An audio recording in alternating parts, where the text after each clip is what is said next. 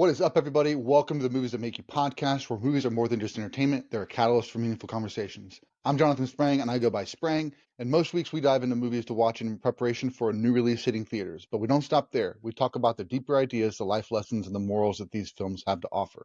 This week, we're doing a one-off episode not tied to a release in theaters for Michael Bay. Grayson's back on the episode. He joined us for our Nosferatu episode, but he's going to be talking about all the Michael Bay films that he's seen and what they've meant to him. We hope you'll jump over to our website and see all of our links. It's bio.site/movies that make you. That's bio.site/movies that make you. There you'll find all of our links to our Instagram, to each podcast stream, whether it's Apple or Spotify. You'll also find our Letterboxd link, which highlights the lists of movies that make you laugh, movies that make you cry, movies that make you scream, and everything in between. Before we dive into this week's episode, though, let's take a look at the next 4 weeks on the Movies That Make You podcast.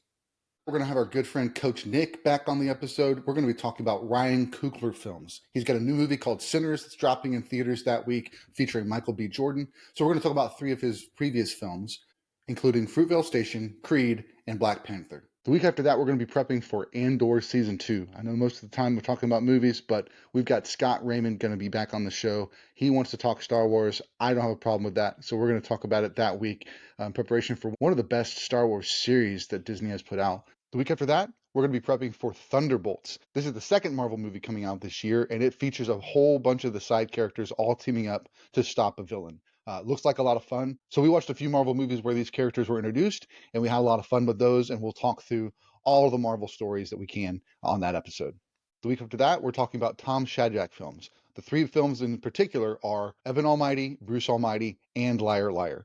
3 of these films that have a really strong moral, so we wanted to take a look at those. They requested to watch Bruce Almighty. I said, let's make an episode out of it. Hope those episodes excite you. So without further ado, let's get to the podcast.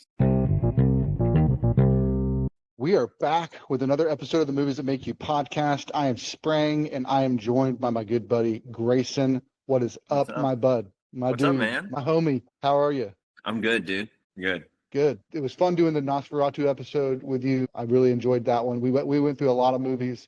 We don't have as many movies to get through tonight, but we also might not have as much to talk about each of them individually. Right. It should be fun. Last time, let's fill the audience in. Last time you were engaged, and you're not anymore. Right? Nope, I am married. Yes. Yeah. Yes. Yeah. Got married. Went on our honeymoon, and just got right back into life. Moved into an apartment, and it's pretty much it. Nice. Yeah. Got the dog there, keeping you company. Yep. That's awesome. Emotional support animal. Yeah. Exactly. Well, I'm doing good, man. It's been a kind of a good week at work so far. I mean, recording this on a Monday night, had a great weekend. Chris and I watched, I think, 6 movies over the weekend. So that's always good. That's always a good weekend. We are chilling at home as much as possible these days. So it gives it a nice excuse to catch up on some movies. That's awesome. And with the podcast, a lot of the times we're like, a lot of the movies on the schedule are things that are for a podcast episode, in a few months or whatever. We're watching through the Final Destination series. We watched the 4th one over the weekend. And then we'll watch the 5th one, if not this coming weekend, the following weekend, because Bloodlines is coming out. So that's going to be a fun episode. It's one of the horror movies that Kristen actually likes, the series. But it's funny because I got some pictures of her like doing this, and so I'm gonna be like posting that on that week on Instagram. Like, here's how Christian watched this series with me. That's hilarious. What movies have you been seeing recently? Saw Novocaine last week with you. Saw Snow White. Man, what else? Man, I can't really. It's completely leaving me now what I've seen just recently. Stories. About a month ago. I watched The Rock today. Nice. Yep. Michael Bay. Loved it. It was awesome. It was really good. Yeah. I kind of did a little bit of an experiment with it, and I just went into it without looking up any information about it. I didn't look at the synopsis. I had no clue what the movie was about. I just hit play and took it at face value, and I thought it was a great movie. And it was really good. Yeah. Nice. It was a super cool concept. Yeah. Cool. Yeah, for sure. And then about a month ago, we watched Fight Club together.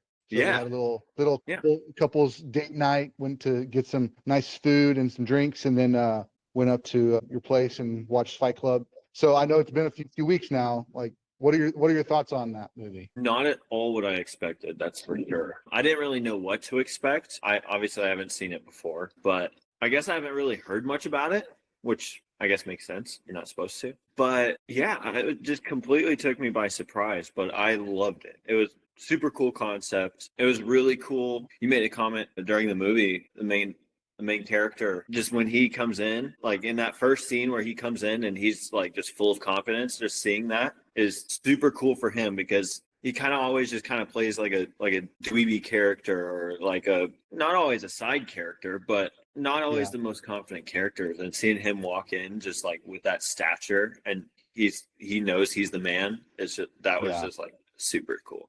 Dude, I'm getting chills. I'm getting chills right now thinking about it. You know, it's like Edward Norton does a really good job, you know, in any role that he has. His first movie out the gate was a movie called Primal Fear. Yeah. I would suggest, if you haven't seen that, check that out. Add that to your list. It's Richard Gere, Laura Linney, and then Edward Norton. Frances McDormand plays a role in that movie. It is another one of those just like, I did not see that coming movies. So that was his first movie out the gate, which is just bonkers. And then in this one, in that one, he also played a very kind of pulled back, not really in your face. And then Fight Club, that swagger he has walking into the bar and going down the stairs was just amazing. Right. Another movie that he was in that he had a lot of gravitas, whatever you want to call it, is American History X, where he plays a white supremacist.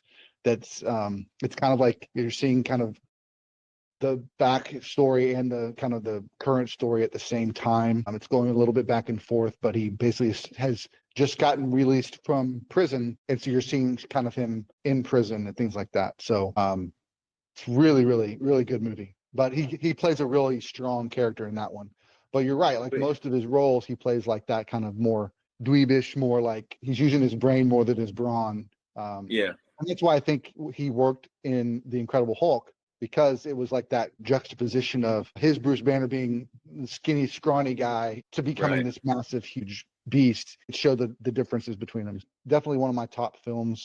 It's definitely my top 25. I have to have it in the top 25. This year is 2025. I'm planning to do in December. I was going to invite you to be a part of it if you're interested. Doing the 30th anniversary of movies that came out in 1995. I know you missed the 99 one.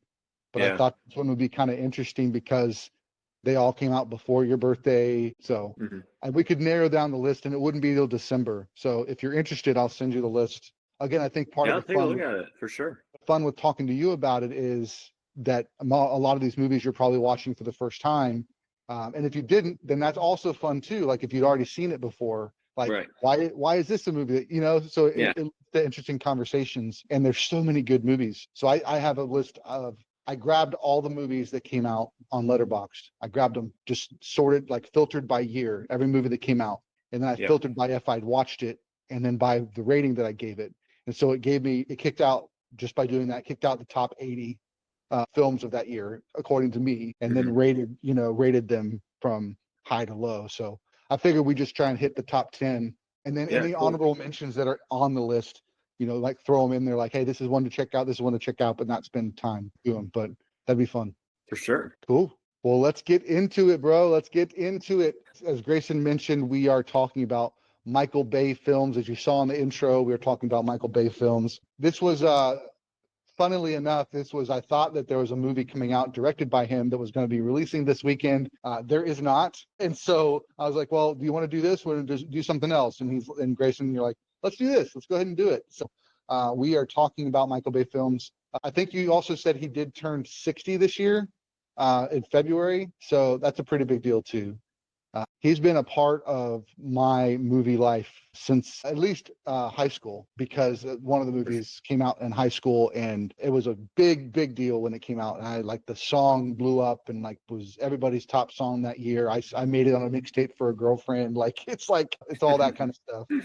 And it's interesting too, because he's got a lot of movies that he's been like a producer on and not necessarily directed. So when I looked at just his directing movies, I was like, oh, wow. Okay. So he's only directed 17 movies, it looks like, and I've seen 15 of them. So that's pretty cool. But I was just going to run it down from earliest, just from when it was released on, if that's cool. Yeah. First movie he directed, Feature-length film was, crazily enough, Bad Boys, 1995.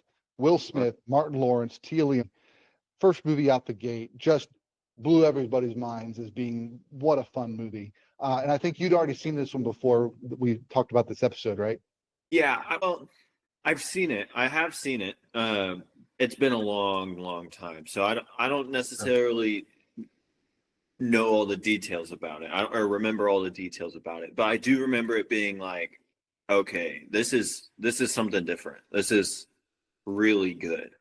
Yeah, it introduced us to, well, it didn't introduce us to the song, but the bad boys, what you gonna do? You know, like the Cops theme song from the TV show. They kind of took it and put a little spin on it and all that. They actually just had the fourth one come out last year. Bad Boys, I can't remember the name of it, but Bad Boys for Life was the third one. And then Bad Boys, something else came out last year. But yeah, Will Smith was hot at the time, and Martin Lawrence was a comedian, and he was like stepping into doing this more action role. Tia Leone I had known from TV, but I didn't really know her much from movies or anything. But yeah, she played a girl that figured out something to do with the mob. She saw something she shouldn't have seen. So she's trying to go into witness protection. Mike Lowry, which is Will Smith's character, she trusts that she trusts her friend who knows Mike, that he can protect her. So they set up a meet.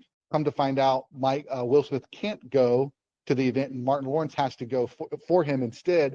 So he has to act like Will Smith so that they think he's, you know, and so that's some hilarity. That's just that kind of just funny vibe. It reminds me a little bit like Jumanji, you know, where they're going to play the other character and play them like they would. So that's kind of fun. And then it's just kind of, it devolves into, you know, they got to stop this drug dealer and all this stuff, and huge action scenes, huge gunfights. And I think one of the key scenes that you've seen and are just on all the Bad Boys gifts are like the sweeping camera move while Will Smith and Martin Lawrence are like standing up about to face the last battle. Yeah. Huge stylistic, like everything Michael Bay does is super stylistic, and it's fun, and it just has this energy and this vibe that you know it's a Michael Bay film. Whether it's a good film, that's something different, but you know this is Michael Bay because it just has a certain look to it. Right. Yeah. Anything else about Bad Boys that comes to mind for you? Like Will Smith, or like, do you remember? No, anything? I don't think so. Yeah, it's just been so long since I've dove into the storyline that I honestly couldn't tell you. Yeah. No worries.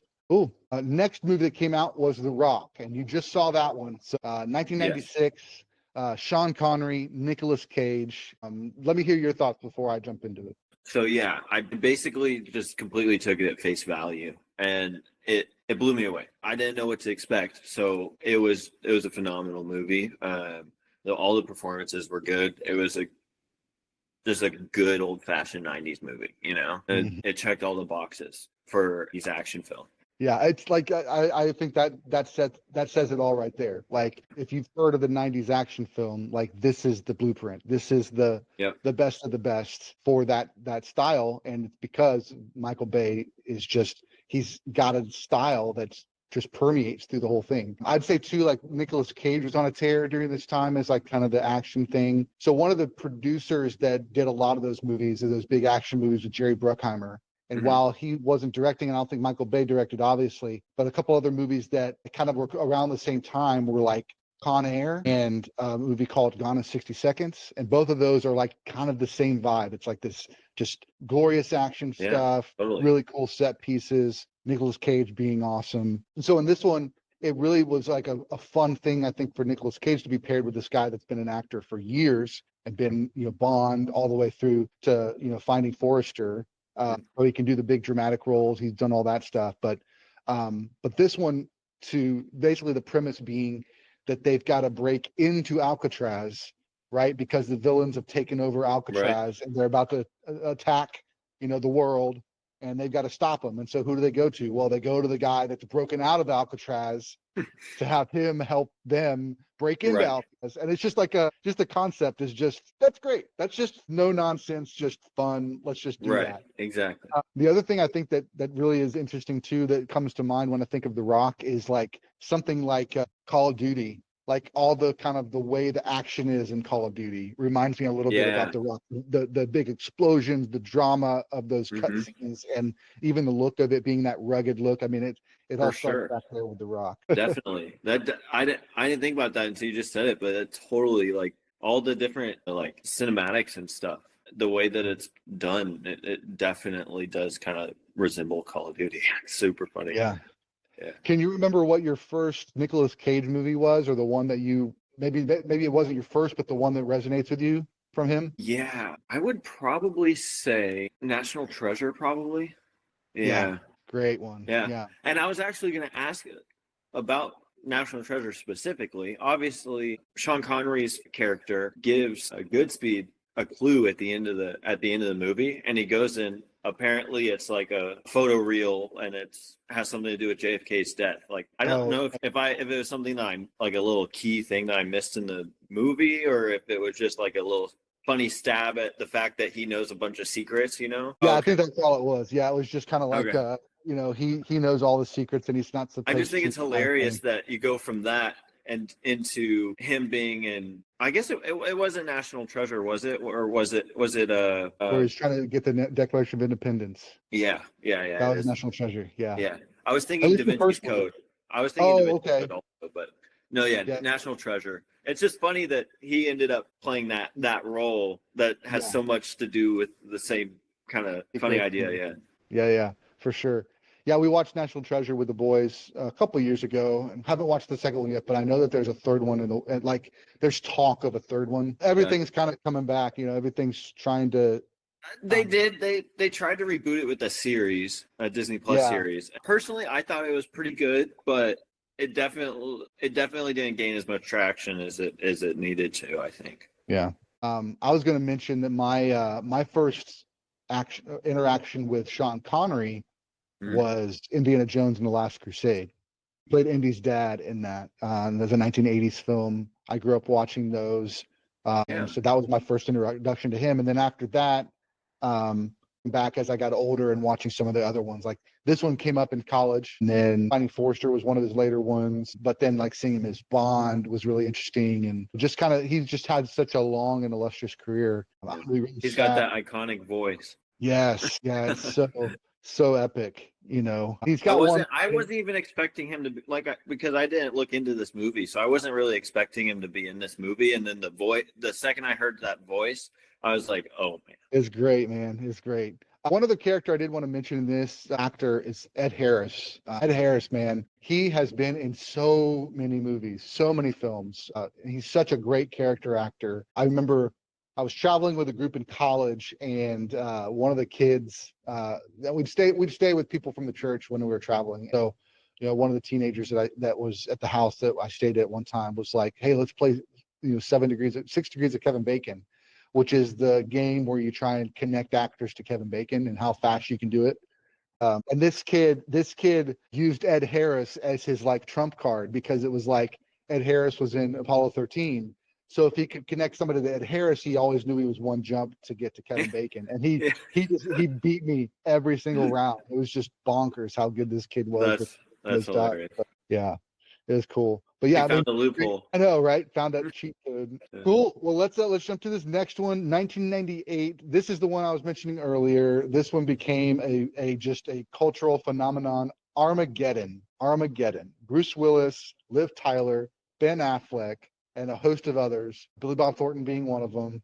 They have to go take a spaceship, take a shuttle, land on an asteroid so that they can drill a hole, blow it up to split the meteor apart so that it misses Earth. And instead of training astronauts how to drill holes, they said, you know what? We need drillers to become astronauts. And so just, again, bonkers. The reason it works is because it's so silly, but it works. Right. And it's just, turn your brain off. Don't try to think the science. This is just, we're just going to have some fun. What's first memory, or what do you remember about watching Armageddon when you watched it? Honestly, I don't know that I have seen it. Did you not see that one? Okay. Yeah. So, well, you've heard the theme song. The concept sounds really familiar, so I could have. But if I did, I probably was too young to remember. Yeah, the title song was Aerosmith. I want to close my eyes, because I miss you, babe. Oh yes. So even if you didn't see the You movie, forget I fell asleep to Delilah every night that's right. that was my childhood. Exactly. Yeah. So that one, man, that song became like everybody's love song, every couple's favorite song kind of thing. But there is a line that I quote out of this movie more than many other quotes in real life, and that is, they're trying to get something about they're on the thing, they're out drilling for oil out in the middle of the ocean. So he finds out that Ben Affleck is dating his daughter, and he doesn't like it, and so he has a shotgun and he's going after him, and he shoots at him, and it brushes it hits his leg a little bit, and he says, Ben Affleck says, and here's how I remember it. It might not be the exact quote, but he's like, "It's all fun and games till somebody gets shot in the leg." I use that, anytime I think of saying it's all fun and games, I usually follow it with until someone gets shot in the leg. That's awesome. It's from this movie. Yeah, the concept is, I mentioned the concept. It's just the setup is they've got to, fly. They've got to take a space shuttle it's also got a really cool musical moment where they're about to get on the space shuttle, and then one of them starts singing, I'm leaving on a jet plane, and then they do like this 3-part harmony kind of thing, and it's like kind of out of nowhere, and it's like, oh, that was pretty cool. One of the other actors in this that I think this is the first time I ever saw him was Steve Buscemi. He plays one of the characters in a part of the oil crew that's got to go up to the moon or to the asteroid. But yeah, it's what it's an action movie, and it's meant to be just let's have some fun. Let's put these people. What makes it interesting is that they're it's this kind of man out of water concept where you take somebody, you put them in a situation that they're not comfortable with, and that makes just for fun drama and fun interaction, fun things. And so that's cool. You got the big training montage and all that stuff that you can do in this type of thing. You get the cool slow-mo walk, out to the space shuttle. Just epic filmmaking, shots here. And then Liv Tyler, I think this was one of the first movies that she did, and just like really, really solid, believable, and really, really emotional, moving moments as well. So if you haven't seen it, I definitely recommend it, just for a fun, like, let's just, not have to think too much on this. Let's just have some fun at the movies. For sure. Yeah, that's awesome. The next one on his filmography is 2001's Pearl Harbor, which also stars Ben Affleck and I thought it was Liv Tyler again, but it's not. It's actually Kate Beckinsale, Josh Hartnett, Cuba Gooding Jr., and a host of others. But Pearl Harbor, obviously, story of the bombing of Pearl Harbor and then the retaliation. There's lots of good movies around that event. One most recently, Oppenheimer, came out a couple of years ago. Was Christopher Nolan's first Oscar win for Best Picture and Best Director. Kristen is a big World War II movie story. Like, she likes books about World War II. She likes shows about World War II, movies about World War II. So a couple weeks ago, maybe a month ago now, she just threw it on, just a Saturday afternoon while we were just kind of cleaning up and stuff, and then we sat down and finished it together. But yeah, it's a good movie. It wasn't one I went to, I think, because it's a strong love story kind of thing. It didn't grab me at that time. It wasn't as much. It wasn't as much just kind of fun action. It was a little bit more serious. Cuba Gooding Jr. plays a black sailor that ends up surviving the bombing, and then it's just kind of one of his good roles. Good acting. Josh Hartnett. This is when he was like kind of up and coming. He was a heartthrob, and then he stepped away from acting. But really solid performance. He and Ben Affleck play brothers that are both in the army, and they both have to participate in this mission to go and bomb Japan for bombing us. So. It's a lot more lighthearted than Oppenheimer. I will say that. A lot more lighthearted than Oppenheimer, but it's still a little more serious than some of the other films. Up on the list, 2003, we've got the sequel to Bad Boys 2. Will Smith, Martin Lawrence come back. The synopsis is basically just another day in the life of a couple of Miami cops that have to take down another drug dealer and have some amazing action scenes and gunfights along the way. It's a great thing. I think sometimes people don't like sequels, or sometimes people want to talk negatively about sequels because they're just repeating something, or because it's like it just maybe tarnishes the name or tarnishes the first one or whatever. But for me, a sequel gets made because there's enough fun had in the first one or the last one, or there's enough love for the idea or the concept that we want to see it again. We want to see another story. And so I don't mind a sequel. I don't mind a remake. Get chances to see. For sure. Can we update this idea and this concept, and let's see what it looks like? What kind of points back to Nosferatu, right? Like, we can just go watch the 1923 film. About how many people are going to do that? I tell you that there's a lot more people that are willing to go do that now that Nosferatu came out and showed them, oh, this is a really epic story. I want to go see the original, right? So I mean, I think that's a lot of fun, and I think Will Smith and Martin Lawrence are just a great combo. So yeah, I want to see more of that, and I think that's why they came back years later. They did too. They kind of stepped away. Let's not do any more. And then they've come back years later and saying, you know what? Like, we want to revisit these characters again. We want to revisit this story again. So, and their interaction and banter between them are just hilarious and great. So, and fun action scenes, fun gunfights. Crazy gunfights. Where they're doing slow mo and throwing the gun across the room, catching it and fire. I mean, it's just turn off your brain fun. So. Exactly. I was going to say Gabrielle Union is in this one. She plays Martin Lawrence's sister, and Will Smith and her are in a relationship that Martin Lawrence doesn't like. So that's fun. Fun drama there too. Next film for Michael Bay, 2005, The Island. I don't think you've seen this one either, right? No. This is one of his lesser ones, but it definitely is interesting to think about because the setting is 2019 and they've got clones involved. Oh, okay. But it's definitely an interesting idea, interesting concept. I think that the counterpart to this would be something like a movie called Logan's Run from the 70s. This one is similar to that one. There's people living in this facility, and if their number gets called, they get to go to the island. And they get to live the rest of their days on the island. And so then it's these Ewan McGregor, Scarlett Johansson. They come across what the island really is, and they realize, oh, it's not actually a good thing. And then they have to escape and try to figure out and try to expose this thing as the farce that it is. So, gotcha. Fun movie. I definitely would recommend it for those that just sounds cool. See a fun concept film and have some action. I think this was very early on, and for my Scarlett Johansson understanding, I know that she was in some other films before this, but this was the one where she kind of played an action role, and so definitely played up her ability to do that so that she could do other things like the Avengers and things like that. So yeah, cool. All right, so let's touch on probably his definitely most money-making franchise of all time. It's one where everybody, when they think Michael Bay or they think of this product or this franchise, they can compare it to Michael Bay for good or bad, and that is Transformers. Yep. He directed 5 of the Transformers films, and then they've recently jumped off and done they've kind of kicked off to an 80s timeline and are kind of starting over, telling some other stories in kind of the Transformers universe. Michael Bay's not directing. He's still producing, but he's not directing those films. But he did direct 5: Transformers, Transformers Revenge of the Fallen, Transformers Dark of the Moon, Transformers Age of Extinction, and Transformers The Last Knight. So I know that you've seen all of these, or at least I think you marked them, most of them on the list. What's your experience with the Transformers? So, I grew up seeing them. They're definitely influential theater movies for me growing up. Most notably, I think it was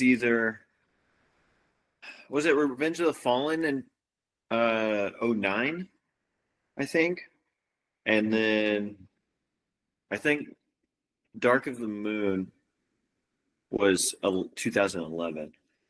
That is correct. Yeah, nice work. Yeah. So I think so.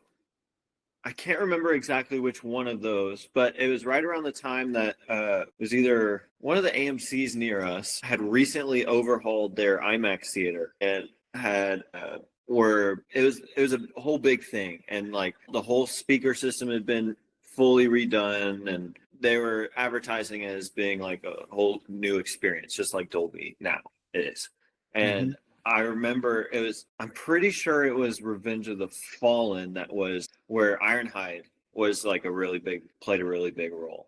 And that was my very first IMAX movie ever. Nice. And just seeing that intro with all the the sounds of the dubstep sounds that they use. So when they are transforming and that title screen coming on and it transforming into Transformers, that booming brand new IMAX theater sound system was just absolutely mind-boggling in that time. It was definitely one of those, that opening title screen in that IMAX theater, experiencing that for the first time. That's a memory that'll always live forever in my head, for sure. Absolutely. Yeah. These movies were just, the first one especially came out the gate and just wowed everybody being able to see those. Last year they came out with an animated one called Transformers One. That's like the origin of Megatron and Optimus Prime and how they were friends, and then they got their ability to transform, and then they ended up parting ways. And I've heard really good things about that. We didn't watch it. I haven't seen it either yet, but I have wanted to see it really bad. Yeah, I think the boys thought it looked too childish, and they're too cool for kiddie movies and kiddie shows.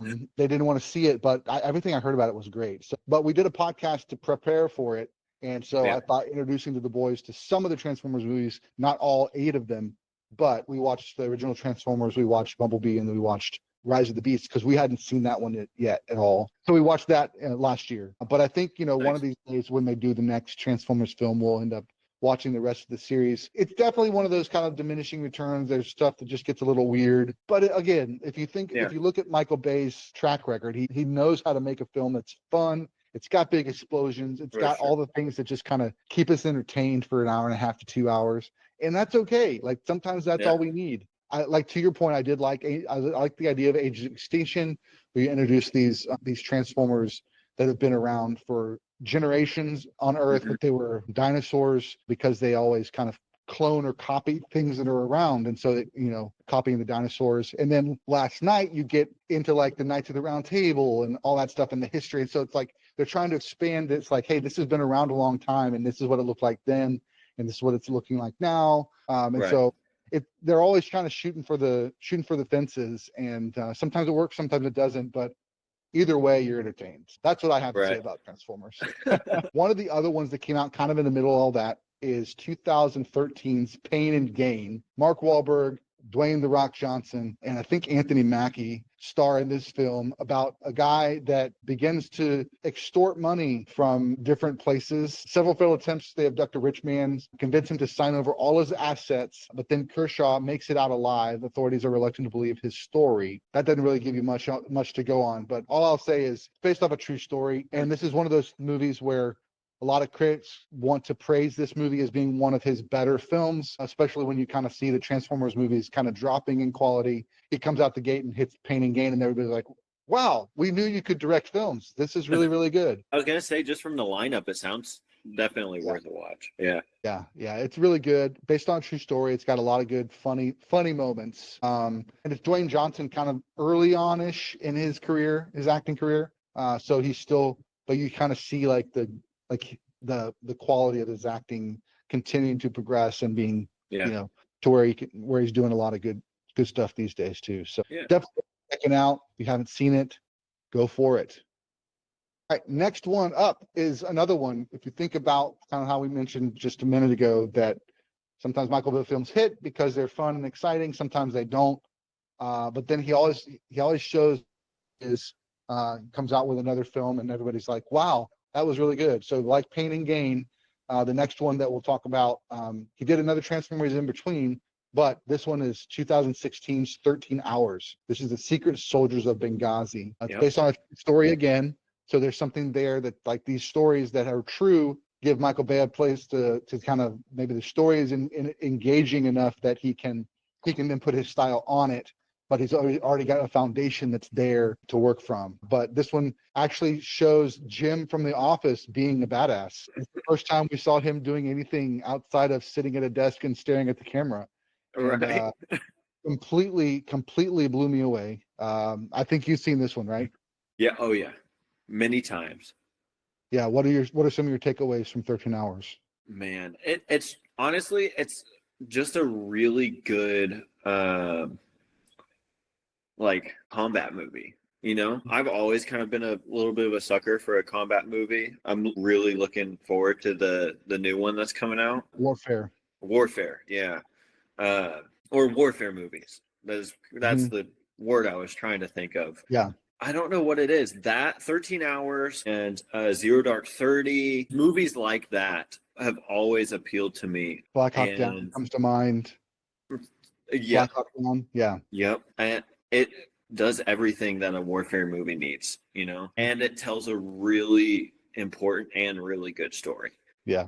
I think one of the things that makes 13 Hours so poignant is that it is not real time, obviously, because we would be sitting there for 13 hours, but because it's a true story from this very small window of time. Everything's moving, everything feels very anxious. The whole movie is feeling like this energy that's pushing you to like, we got to do something. Suspenseful. Yeah, and it's basically these 13 guys, or these guys are on this American base, and they get word that they're going to be attacked, and it's basically the rescue mission to get those guys out of there, which is similar to what like you think about Block Hack Down, very similar to Warfare, which is coming out. But yeah, we saw the trailer for Warfare when we went to see Novocaine, and I'm like, I don't know that I want to see that movie. I think because this is the real deal, because this isn't Hollywood saying let's just glorify this for the sake of making it entertainment. It's like, no, this is the true cost of war. This is what it really is like, and that just scares me because I'm not a huge fan of war. I wish we didn't kill each other to have peace. So that's something I'm just frustrates me and makes me sad. And then to know that these are real people that are doing this and that they were put in this situation is just, that's gut wrenching, as opposed to it being like even Kristen will get on to me like, well, you don't like violence, but you love violent movies. I'm like, yeah, it's just for fun. Like, it's just not real. Like, it's not real. It's not real. It's just fun. Warfare is like 100% from their memory. So this makes it puts it on a different level for me. I probably will see it because I think there's also a thing like I don't want to be someone that sticks their head in the sand. So I probably will see it, but that's just me sharing my thoughts on. Another one that just kind of came to mind is an American Sniper. Very similar movie. Yeah. All those movies I don't know what it is, but true story warfare movies, I'm like 180 degrees opposite from you. Like, I love them. Yeah, another one for me that comes to mind is Mark Wahlberg, also in Lone Survivor. That's based off a true story where a guy gets separated from his team and has to survive for a number of days in the mountains of Afghanistan, Iraq. I can't remember the exact Middle East, but it was during the Iraqi war. But it's based off his remembrance of those things. Right. Pretty wild. Sure. 13 Hours, definitely worth a watch. Phenomenal film. Yes. All right. The next one on the list, he did do another Transformers movie in between, but 2019's Six Underground. And I think this was just released on like Netflix. So it was a Netflix movie, which was a big change. This is one of those things that's kind of interesting about the state of films in the last few years. At first, a lot of people criticized any movies that were on Netflix as being just made for TV. These aren't real cinema. Netflix continued to push for getting consideration, releasing their movies in theaters so that they would be taken into consideration for awards and be taken seriously, all the way back to one of the ones I haven't seen it yet, but Idris Elba plays a guy that basically is taking children in Africa and forcing them to be soldiers. It's called Beast of No Nation. So that was one of the first ones that they kind of got recognized. It got Oscar buzz. And then I think about Alfonso Cuarón did one called Roma, and it got nominated for best film, and he got nominated for best director that year. So Netflix is really trying to like basically put themselves out there as like, no, we believe in film. We want to celebrate film. We want to make good films. And also, we just got it announced recently that Netflix is going to have their Netflix house built in Dallas area somewhere. I can't remember exactly which time. I don't know if it's Frisco or somewhere else in Dallas, but it's going to be a Netflix movie theater. So okay. Yeah, so it's going to be interesting. I don't know that they're just going to play Netflix films. I don't think they would, but that might be the case. I'm not sure. But an interesting kind of, they're trying to get themselves out there. So what's been your take on Netflix films in general? Yeah, I think they've definitely improved a lot. I think I kind of had that general opinion of them at first. They kind of had that low budget feel to them at first when they first started making films on their own. And then, I think some of the first ones that they started producing that were really good were right around that time, was like around 2019 and 2020, which is kind of perfect timing. It was a really good play on them, just timing wise, with everything that happened around that time with COVID and everything. And I think their traction that they got, because so many people were stuck at home and had nothing else to do, that they just started watching all these Netflix films and then started realizing, oh, these are actually pretty good, and they have like there's some talent to be found here, you know. Okay. Absolutely. I think that really helped them gain a little bit of traction, and then end up being able to get more budget for like better production and stuff. Yeah, for sure. So I got to speak to my first introduction to Netflix. I was back in college, and my buddy, my roommate, got a Netflix account back when they delivered the discs to your mailbox. And you had different plans where you could have one at a time, two at a time, up to 10 at a time. And that would each cost more money. And so he would get a movie every once in a while in the mail, and we'd watch it, and then he'd send it back. I was like, that's really cool. And then in 2000, I think it was 2003, I finally realized, okay, I want to get my Netflix account. And so I got started a Netflix account. I started getting movies. My sweet spot was 3 at a time, because the delivery time of me getting it back to Netflix and getting the next one was a 3-day turnaround. And so that meant that if I watched one on Monday and I had 2 others to watch, the return from Monday would be back in my mailbox on Thursday. And so I would constantly have, a new movie to watch. And so that's what I spent a lot of those years getting my money's worth. That was how I justified it. I think it was like $10 a month to have a movie every day. And now we get our money's worth with AMC A-List. Exactly. $24, and you've got 3 movies a week for any quality, any style, any theater. Yeah, so, absolutely. But yeah, so that was my history of Netflix, and then they went to the streaming service. Blockbuster tried to get into the mail service, and that bombed, and then Blockbuster went under. But yeah, Netflix, once they went to streaming, it was they were really cutting edge on that. It really changed the game. Netflix was the first person to put it out there that they were the streaming service. They were, yeah, absolutely. Yeah. And shortly after that, Hulu joined that. And I cut the cord in 2010. I haven't had a cable service for 15 years. So it's because of Netflix, Hulu, and these streaming services. And then as all the other kind of channels and stuff started putting their hat in the ring for streaming services, it just made it that much easier to really be able to see anything that I want to see. I don't need to have cable to do it.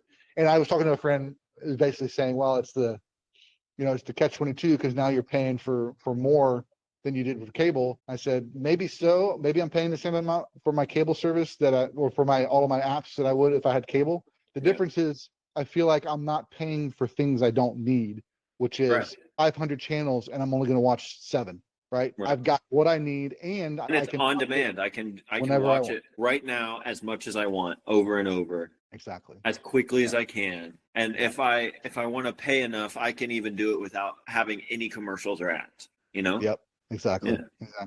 I know we do pay for the lowest of Peacock, and so everyone will watch a show on Peacock or a movie on Peacock, and it's cool too, because some of those more like channel based, like the NBC app, Peacock will have like new releases before they go to like a Netflix or a Hulu, because they're trying to get viewers, and so they'll bid in first and bid high to get it. Hey, first you come to us, we want to pay for you for like a month, and then it'll change from Peacock and it'll go to one of the more long-standing apps. But yeah, they've got Nosferatu Extended Edition on Peacock right now. So I started that last night because I want to rewatch it. But we were watching Theory of Everything. We watched the other day on Peacock, and then Conclave we watched yesterday on Peacock. So I mean, each of these apps, Paramount does the same thing. Paramount has a lot of the CBS stuff, and then they have just on the app shows that are just like really solid.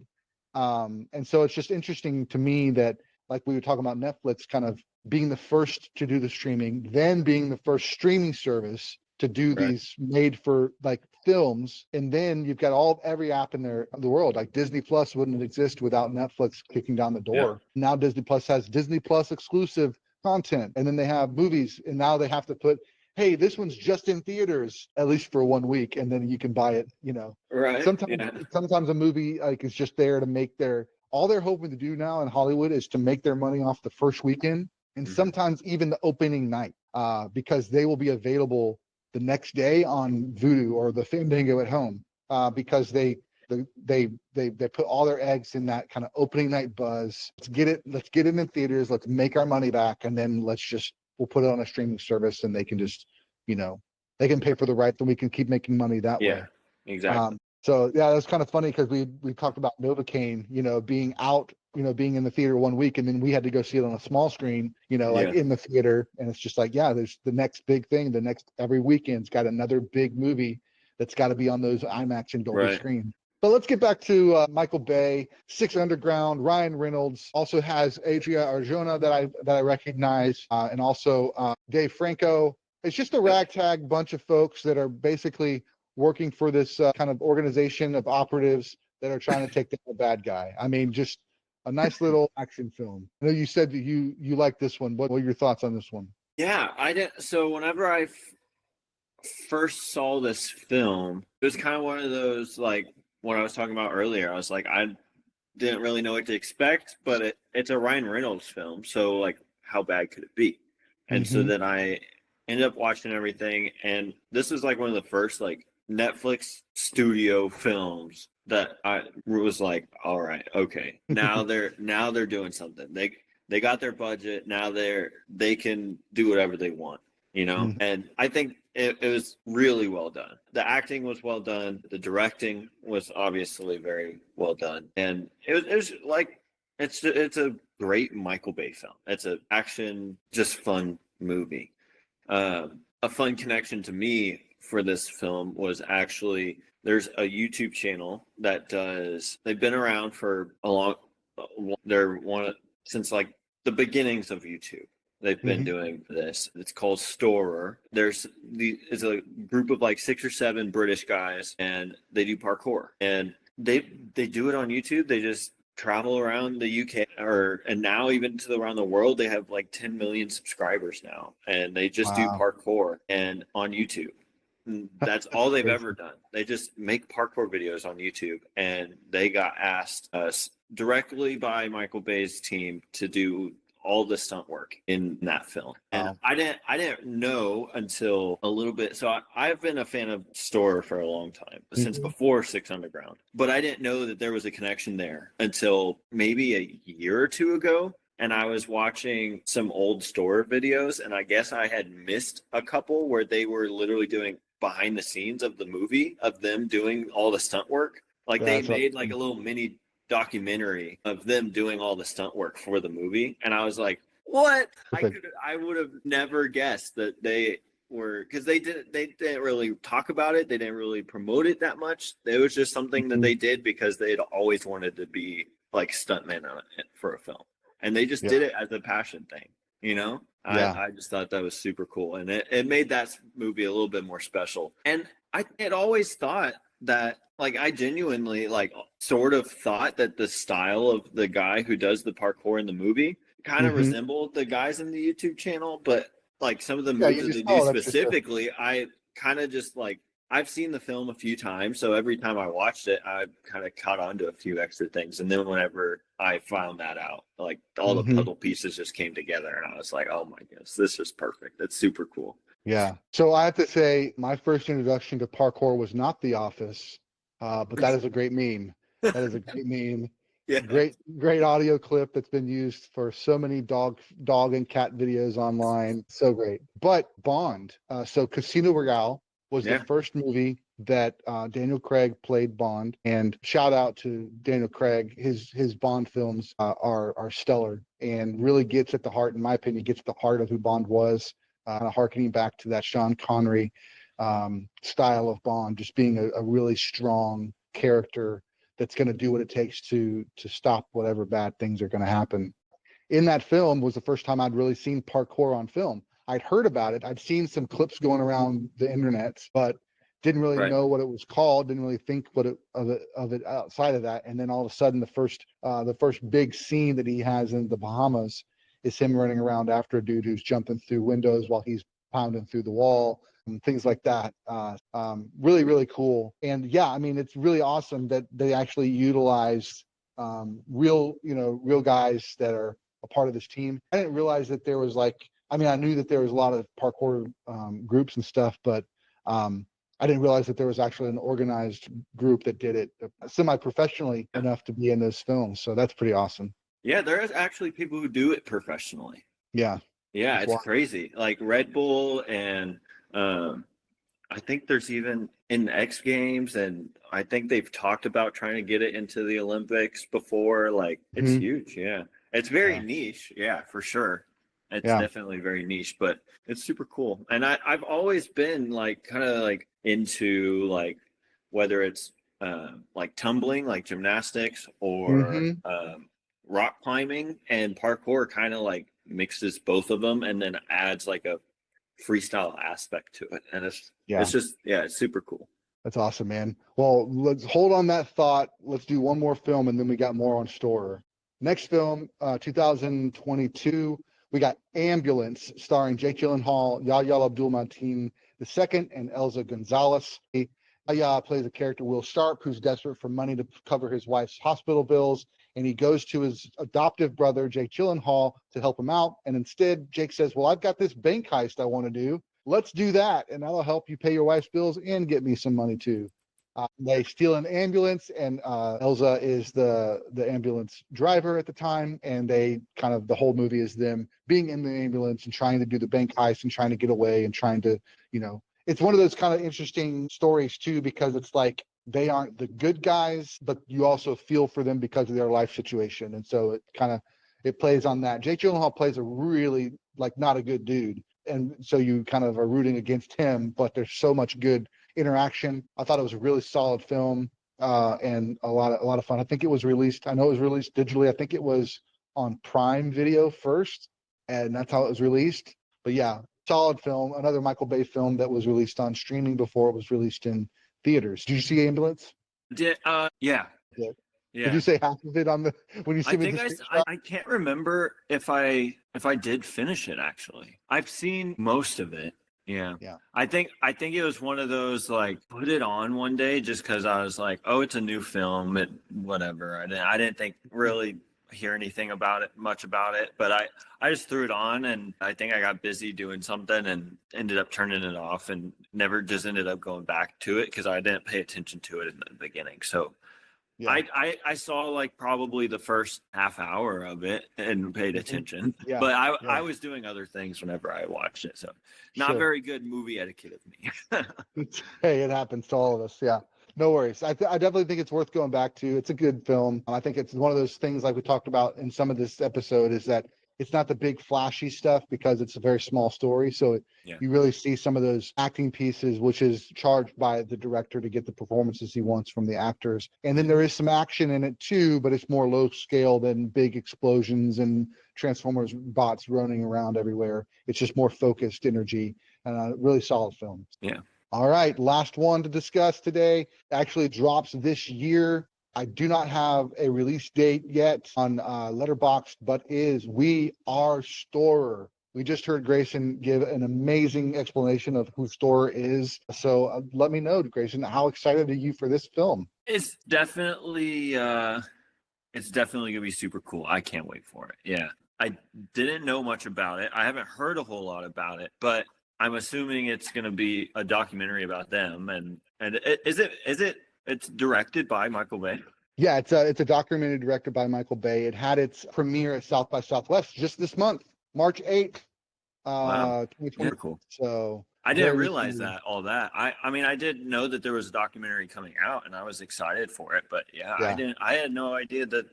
I mean, it makes sense. Yeah, totally makes sense. But yeah, that's super cool. Absolutely. Yeah, good. I mean, it'll be fun. I think for those that I think I want to definitely check it out because kind of hearing what you said about their work on Six Underground. And I think also I've been a fan of that style of. I mean, I call it street running at first. When it was first kind of coming out. Yeah. And then, or free running, street running. Free running. Yeah.